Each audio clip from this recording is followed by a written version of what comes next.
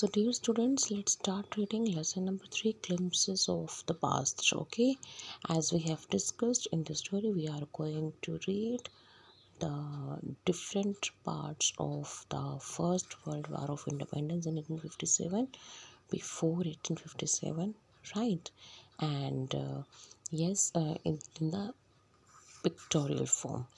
Here are some pictorial glimpses of the history of our country from 1757 to 1857, and these pictures and speech bubbles will help clarify your understanding of the conditions that led to the event known as the First War of Independence in 1857.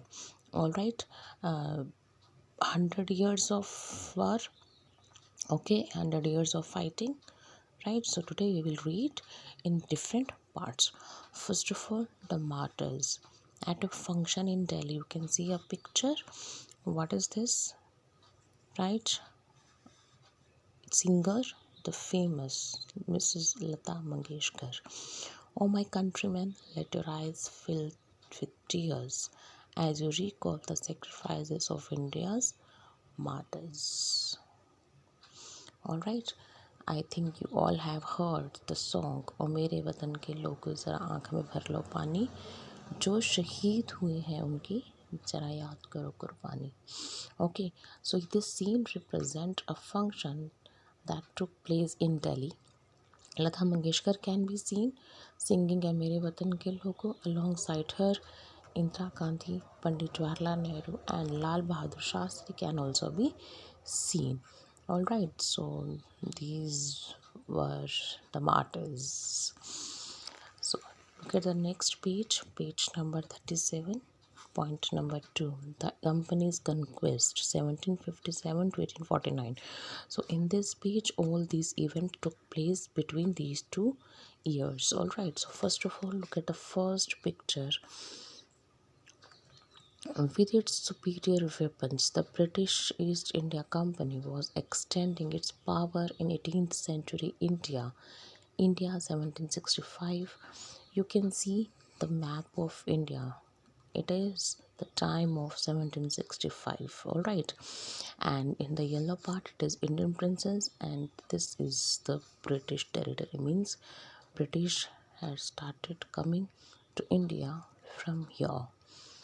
Okay, so it is the word conquest, which means assumption of control of a place or people by military force.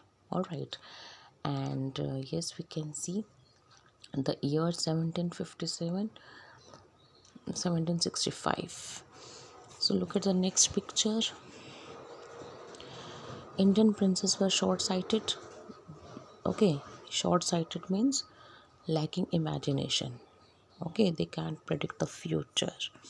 And you can see one prince is here, and what was he saying? That upstart Raja Ba call the English merchants, they will help me to defeat him.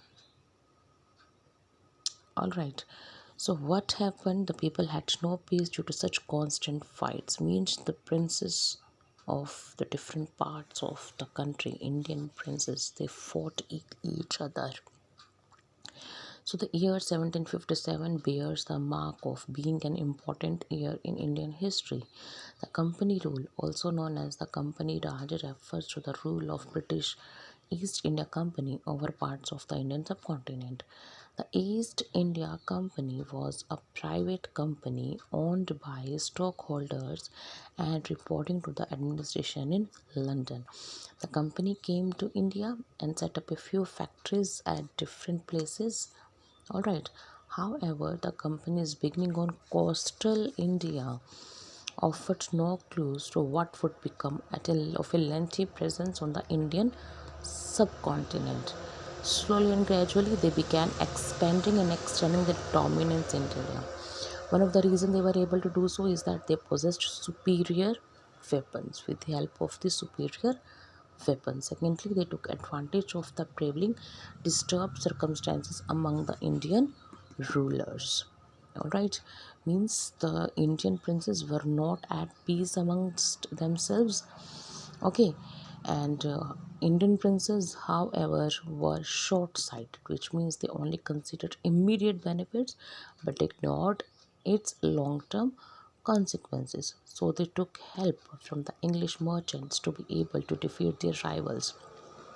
This helped the British East India Company in successfully taking over control from the Indian rulers. Alright, you can see here the rivalries helped the East India Company and it could easily subdue Indian princes one by one.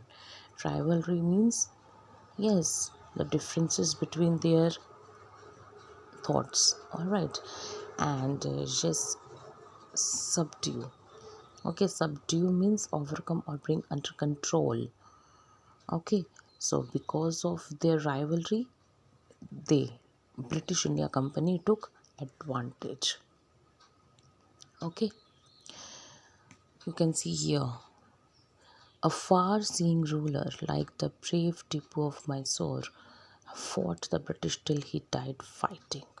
Alright, amongst all the short-sighted Indian rulers, there was one ruler of Mysore, Tipu Sultan, who understood their policy and fought against them till his last moment. Okay, so you can see here the different reactions of the different people in this picture. Thank God there is peace in the country now. No more wars and no looting by thugs. It is God who went the British. Our destiny is linked with them. How did Indians react to this conquest? Okay, they were saying these things, but the white man has killed or dethroned our kings. Some kings were not good, but after all, they were of this land. Now we have become slaves of foreigners. Means different people have their different opinions about East India Company, or you can say about British people. Okay, what they have thought, right? The Indian, however, had varied opinions and reaction. The first set of people were happy with the Britishers and were also grateful because they thought peace could finally prevail. Right, they thought it put an end to war and looting by thugs. On the other hand, people saw what was actually happening. They knew that even if some of the princes were cruel, they were at least of their own land.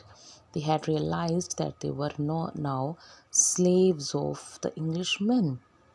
All right, so these were the happenings which took place between 1757 to 1849. All right, so now turn the page number 38. Number 3, British rule 1765 to 1836. Religious leaders preached ideas like untouchability and child marriage. Anyone who crosses the seas loses his religion. All right, so what was going on there? Preached means publicly proclaim or teach.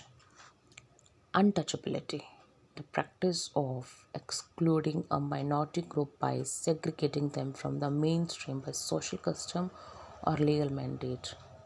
All right, child marriage, marriage of a girl or a boy before the age of 18.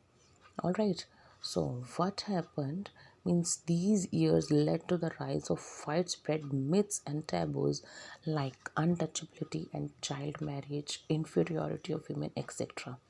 Our own religion leaders taught everyone the ideas of untouchability means a practice of excluding a minority group by segregating them from the mainstream by social custom or legal mandate, now outlawed in India. Now these practices will not be prevailed in our India.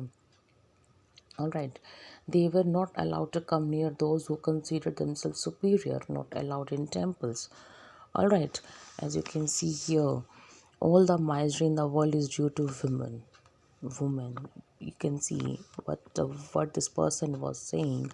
All the misery in the world is due to women. Okay, so what were they thinking? They were thinking about that untouchability, inferiority of women. All right, and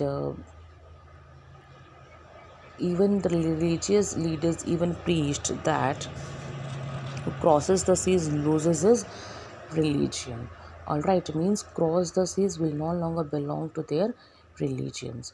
women were considered the root cause of the lot of problems like poverty and other miseries. Okay, so this is the reason why teenage girls were forced to marry, thereby leading to child marriage.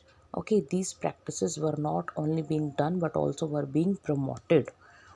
All right, untouchability, child marriage, and inferiority of women. Now you can see here, the truth was that Indians had lost self-respect. The British scorned them. The natives are unworthy of trust, incapable of honesty. True, Your Honor, but I am honest. Okay, so what was there? There is the word scorned, which means feel or express contempt. All right. So what happened as these kind of practices were going on? we-